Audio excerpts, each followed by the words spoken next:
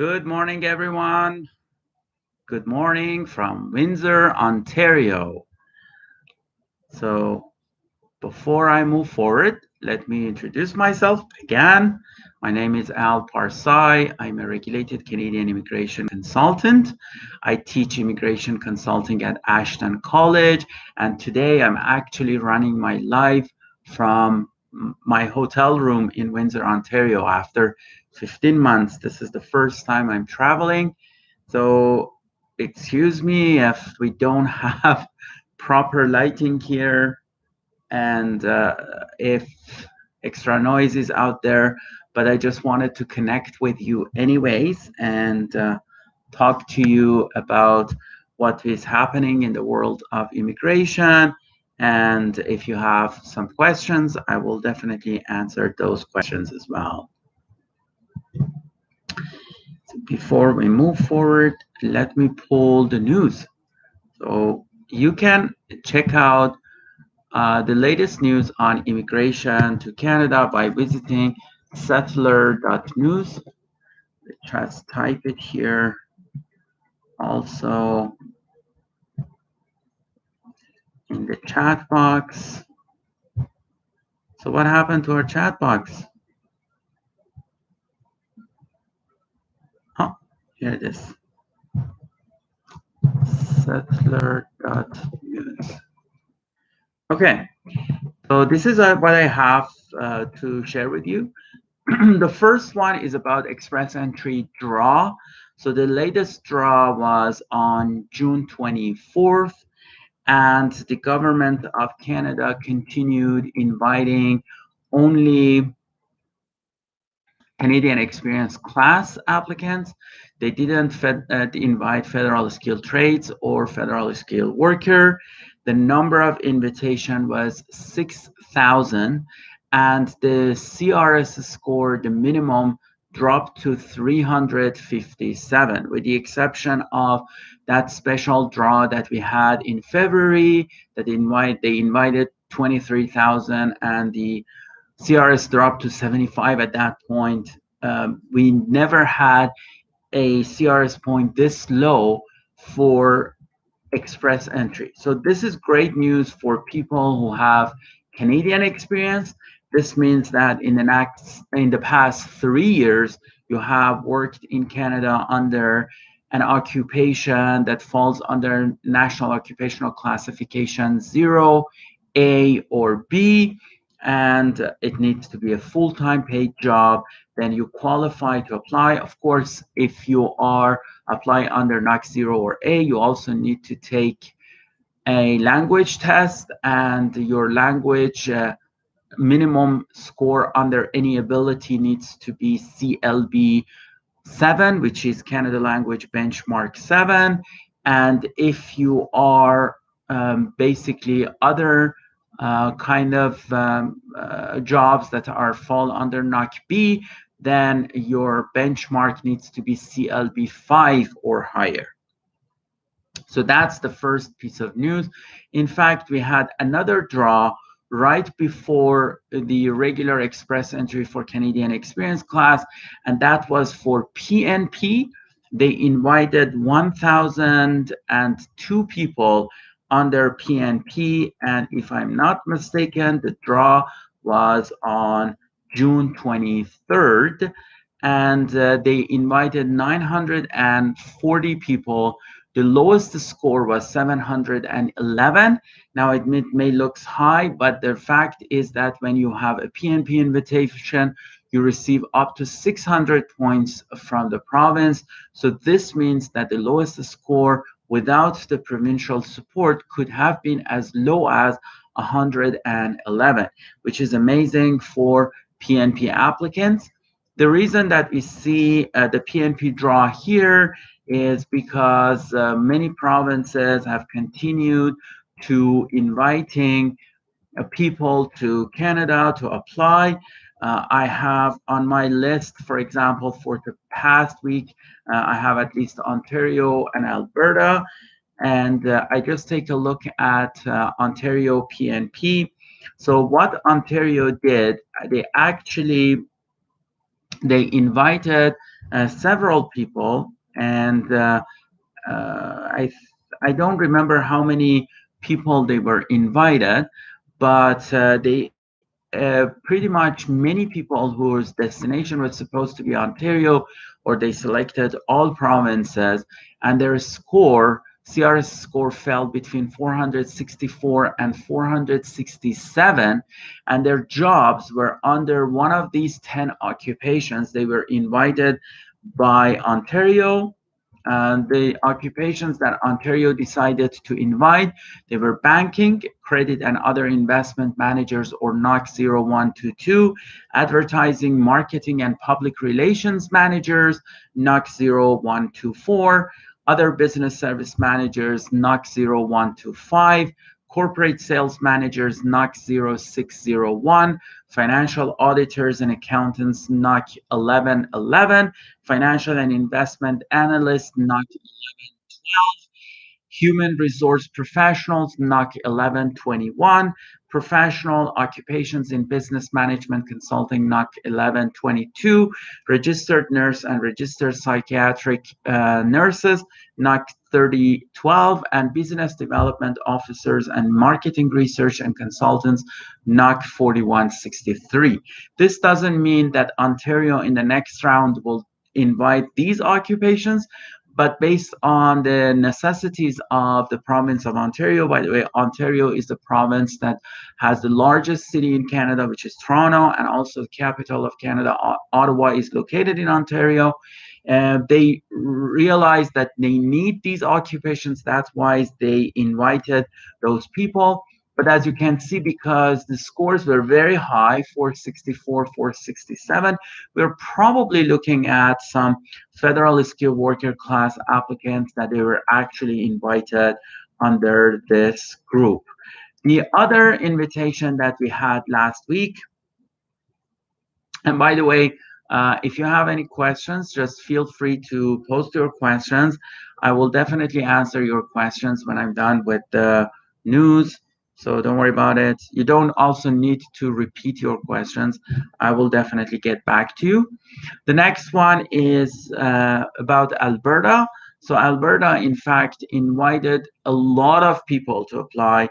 They invited 2,284 applicants in total to apply, and they fell under so many different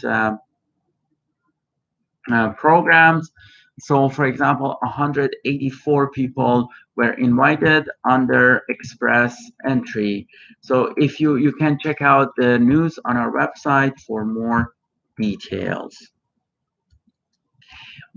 In the news, we also have, I haven't talked about the big one yet, but something good happened. The government of Canada decided, based on the recommendations in terms of reconciliation with the Indigenous groups in Canada, to make changes to the oath of citizenship and, in fact, recognize the importance of Indigenous groups and include them in the oath of citizenship. So that's the first time that we see such a move has happened. We have the updated text of the oath of citizenship on our website. So if you want to see that, by all means, please visit our website and check that out. So starting from now, when you become a Canadian citizen, you need to, of course, you always needed to take the oath of citizenship, but now you also need to include that part in your oath. But the big one, I think, for everybody that is waiting for is easing travel restrictions.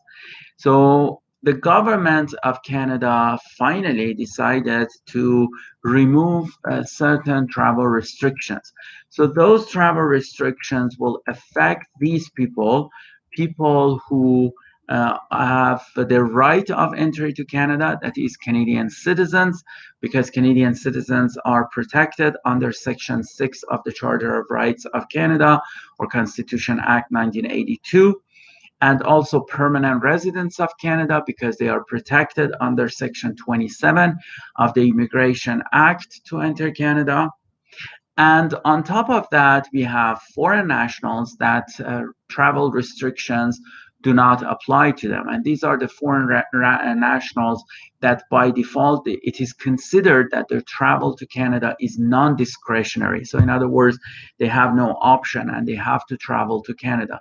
Some of those non-discretionary travelers could be, for example, temporary foreign workers that they need to come to Canada to start their work, or certain international students that they can travel to Canada because their school has in-class courses for them. They need to be on the campus of the school, and at the same time, the campus has a COVID-19 readiness plan. In those situations, if your travel to Canada is considered non-discretionary, then these changes will apply to you. You have to make sure that you are fully vaccinated. So this is very important. By fully vaccination means that you have received, for example, if it's an mRNA vaccine like Moderna or Pfizer, this means that you have received 2 doses of Moderna or Pfizer. The same thing is about AstraZeneca. You have received 2 doses of AstraZeneca.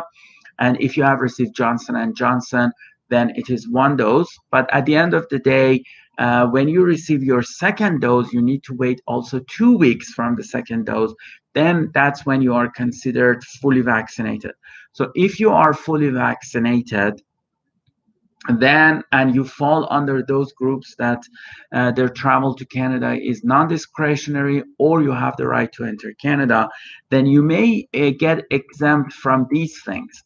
Number one, quarantining at a hotel when you are traveling by air, which is the big one. Number two is the test on day 8. And number three is the quarantining for 14 days when you arrive in Canada. Having said that, keep in mind that they want to make sure that the final decision is by the border services officer. So you need to take all precautionary steps, assuming that there is a chance that at the port of entry, the officers will refuse to give you those reliefs. So you have to be very careful. Also, if you enter Canada before July 5th, that doesn't apply to you. You need to enter Canada after July the 5th. When you enter Canada, you have to take a few things. Right now, you have to show the proof of vaccination. To show the proof, you scan the proof, you upload it to ArriveCan. If you're not familiar with ArriveCan, I have an article on the website that explains ArriveCan. It's an app that you need to install, and you need to upload the pictures or proof of taking the vaccination to ArriveCan. And then after that, you also need to make sure that you have a quarantine plan in place regardless, and you need to upload the quarantine plan to ArriveCan as well. But at the port of entry, if the officer is satisfied that you meet all the necessary requirements, then they will exempt you from the requirements of, as I mentioned, 14 days of isolation or quarantine, the quarantine hotel, 3-day mandatory stay in quarantine hotel, and also the last one would be the test of COVID on day 8. By the way, you will still need to do your COVID test 72 hours before your flight, and you will also do the COVID test at the port of entry. To make sure that you quite understand what is the process and how you can handle that, we actually created a guide for travel quarantine and the exemptions. So I just post the link here, but if you go on settler.news or settler.ca, doesn't matter, you can find that guide. We published that guide just yesterday, so you can read that guide and acquaint yourself with the steps that you need to take to be exempt from those travel restrictions. Okay, so I'm done with reviewing the news. I will also answer the questions. Today it will probably be a shorter session because, as you can see, I'm in a hotel room. The quality of picture and everything is low, but I'll do my best to answer all your questions as well. So Mansi Lamba says, any information on parents sponsorship program? When will 2021 interest to sponsor form will going to open? The government has not made an announcement, Mansi, yet. We are still also waiting. I have tens of clients that they already signed up with us, and we are waiting for the government to make the announcement so we can submit their interest through their portal. Last year, of course, they opened this on October the 13th, and they kept it open until November, I believe, the 3rd. So I'm just guessing. Again, nothing from the government. So, but there is a chance that maybe they will open this the same time, probably around October. But we are closely watching the news. So if they decide to open it sooner, obviously we will let you know. And keep that in mind that last year they only invited 10,000 people, and they promised that they will invite 30,000 now. Actually, this morning when I woke up, I had some good news for one of my clients under parental sponsorship application. We had submitted this application 2 years ago, but just today my clients received their passport request. So it looks like that this is also part of the unofficial report that I can give you, that the government has decided to basically uh, process applications outside Canada. I had some recent movements happening inside and outside Canada. Just yesterday, two of my clients under humanitarian and compassionate reasons, they got approved and they received their COPR. And today, and imagine it's a Sunday, yesterday was Saturday, they received their passport request. But this has nothing to do with the new invitations. We don't know the exact date for the new invitations. So the next question is from Sunil. Section 36(2)(c) is clearly violate of Article 11(d) of the Charter of Rights and Freedoms. So has this issue been ever challenged in court? If yes, please inform if there is any case law.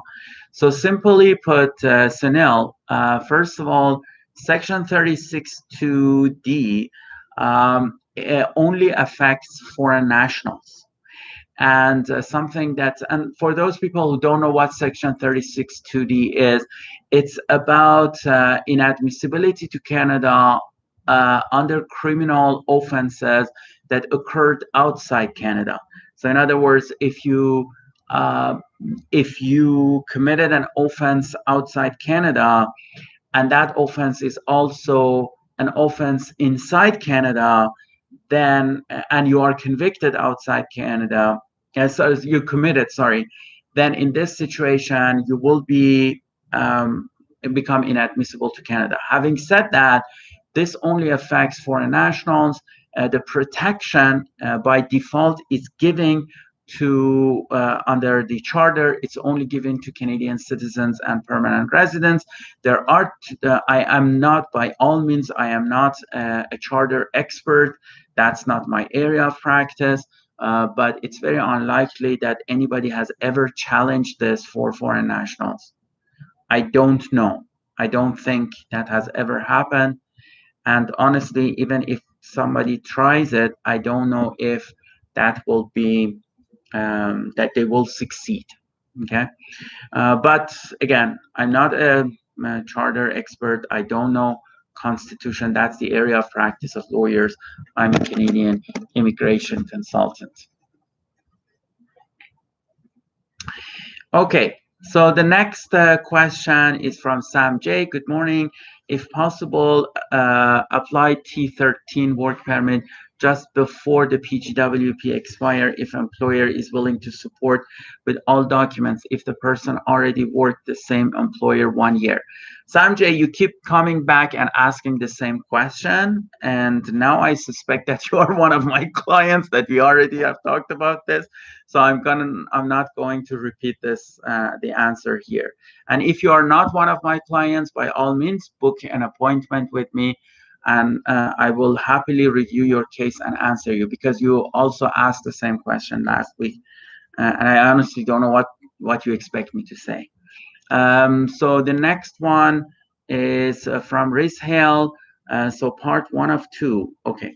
Hello, I make films and documentation for international development organizations and humanitarian sector, that is UN and INGO, as a self-employed filmmaker, NOC 5131, and have company in my name. And same business name has been registered by me in Canada. My worth is 50K. So were my C11, C12. Sorry, I just lost you. So for me, C11 versus C12 intercompany transfer, which is better? So obviously, Rez, I cannot offer you immigration advice here. If you want us to review your case and find out what would be the best option for you, I will let you know, because any of those options depend on several factors. For example, C11 could be heavily affected by your nationality. It could be affected by your activities in the past, and many other factors that I cannot explain right now in a short conversation, and especially in this setting that I'm in a hotel room. But if you book an appointment, my appointments are not free, but anyways, $200 comparing to the cost of immigration to Canada is nothing. You will receive your answers, and even if you decide to hire us after receiving the answers, we will deduct the consultation fee from that retainer agreement. If not, you have no obligations. So that would be the best. With the same thing about C12, because in C12, again, just registering a business in Canada does not suffice. There are a few other things that immigration authorities want to see to convince that this business is either a branch of another business, international business, or it's a subsidiary, or maybe it is the mother company, those kind of things. And we need to look into those things. And especially with C12, usually what we do, it's not just a simple consultation with me. I will refer you to our business development manager. That won't cost you a dime, but he will make sure to review your case. And then after looking at it both from immigration point of view and business point of view, that's when we decide whether C12 is a good option or not. So, sir, so the next question is from Abhishek. Sir, what's the chance of getting a job in Canada for digital marketing? My wife is currently in New Zealand. So generally speaking, I mean, in theory, there are so many websites in Canada that you can look for jobs. And I have actually a comprehensive list of those job boards on my website, and you can look at them. If you give me a second, I will post the link to those if my internet here allows me. Job search. Okay. So this is the link.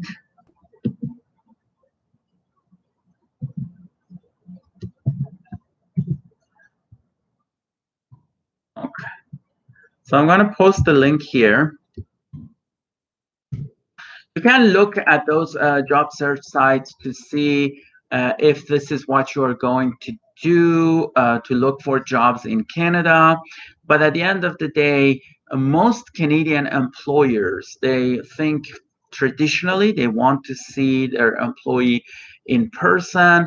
They don't want to go through the hassle of work permit application, etc. They usually only hire somebody from outside Canada if they truly cannot find anybody inside Canada and they really need that position. So that should be a position that it's very difficult to find here inside Canada.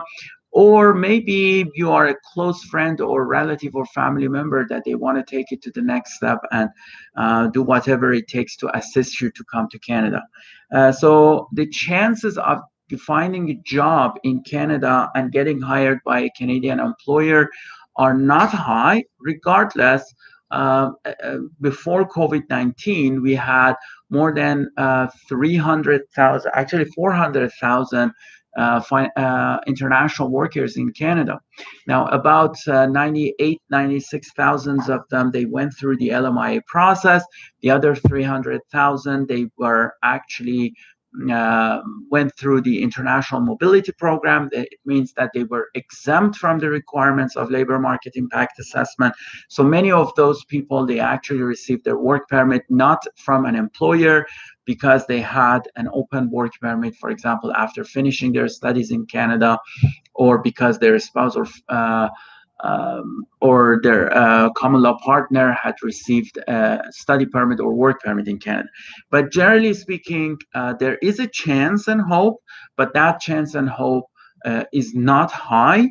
You can give it a try and see how it goes.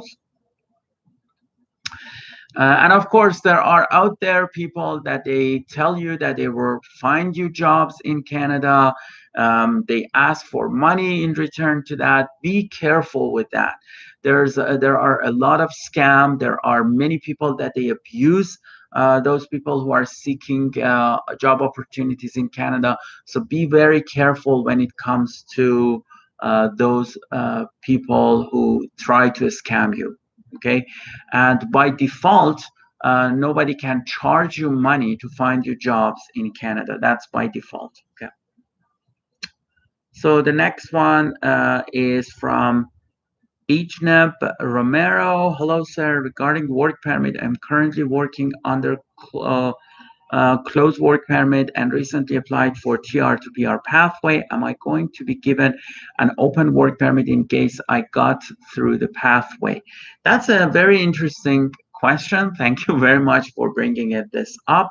So in Canada, we have something called BOWP, or Bridging Open Work Permit.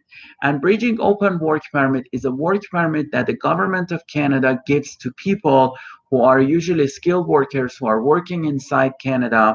And those skilled workers have entered their application in the system. They are currently inside Canada. Their current work permit is expiring and they want to extend their stay in Canada. However, the guidelines by the immigration authorities limits which people qualify for this. So right now, as we speak, right now, this is limited mostly to express entry applicants. That means to federal skilled worker class, Canadian experience class, and also to federal skilled trades class.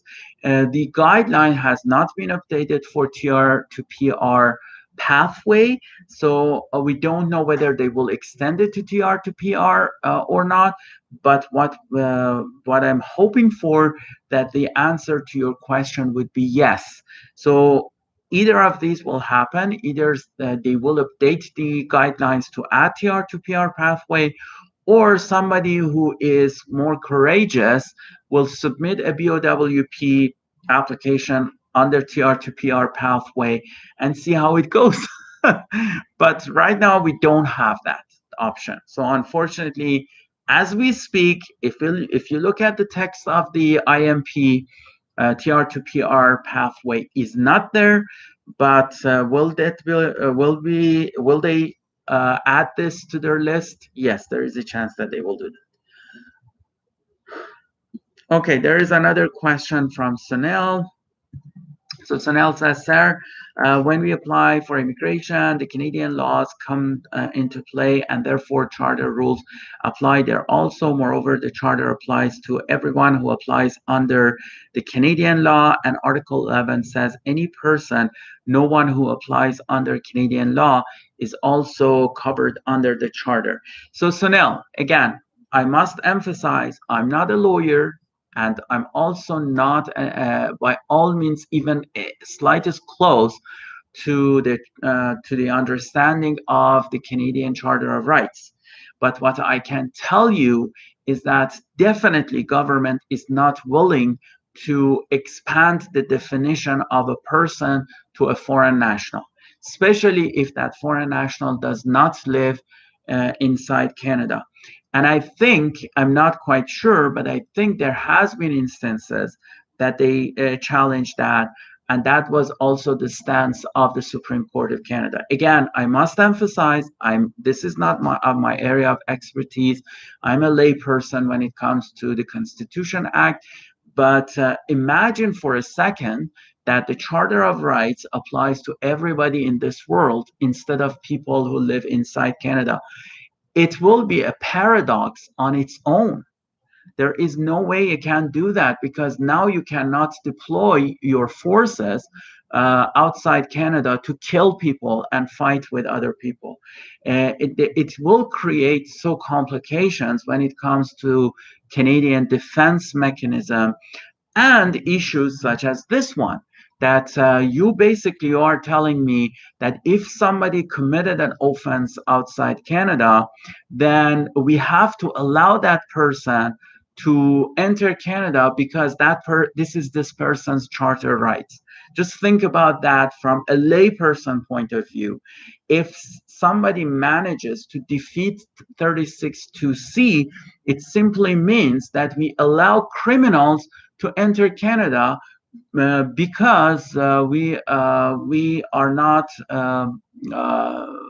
we are open to that idea. Now I understand that one challenge would be that we don't still have um, a conviction outside Canada, but that's not a charter issue, that's a standard of proof issue, because for section 36(2)(c), the standard of proof for the officer is reasonableness, which is defined under section 33 of the act. However, for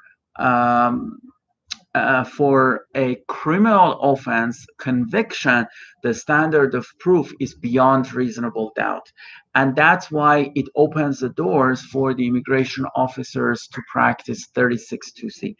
Again, I'm not a charter expert. I cannot, defend or explain the charter, but at least from a layperson point of view, I think this is what is happening right now.